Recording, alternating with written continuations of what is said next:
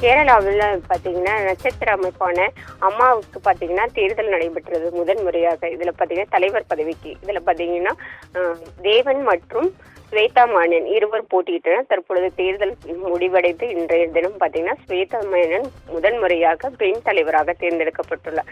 மேலும் பொதுச் செயலாளருக்கு குக்கு பரமேஸ்வரன் தேர்ந்தெடுக்கப்பட்டுள்ளார். மேலும் துணைத் தலைவராக பார்த்தீங்கன்னா லட்சுமி பிரியாவும், புதிய பொருளாளராக உன்னி வாழ்வும் தேர்ந்தெடுக்கப்பட்டாங்க. அன்ஷிபாம் முன்னதாக இணை செயலராக போட்டியின்றி தேர்ந்தெடுக்கப்பட்டார். அதாவது கடந்த முறை பார்த்தீங்கன்னா இந்த தேர்தலில் பார்த்தீங்கன்னா 70% வாக்குகள் பதிவாகும். மொத்த உறுப்பினர்கள் தான் 506 பேர்ல இந்த முறை பார்த்தீங்கன்னா சுமார் 357 பேர் மட்டுமே வாக்களிச்சாங்க. அதாவது போன தடவை விட இந்த தடவை 12% வாக்கு குறைவு, அதாவது 58% மட்டுமே வாக்கு பதிவாகியிருக்கு. போன முறை பார்த்தீங்கன்னா மோகன்லால் இதுவரைக்கும் போட்டியின்றி தேர்வு பெற்று வந்த நிலையில பார்த்தீங்கன்னா முதன் முறையாக ஒரு பெண் பெண் தலைவராக தேர்ந்தெடுக்கப்பட்டது பார்த்தீங்கன்னா கேரளா திரையுலகத்தில் ஒரு மகிழ்ச்சியையும் ஒரு பரபரப்பையும் ஏற்படுத்தி சொல்லலாம்.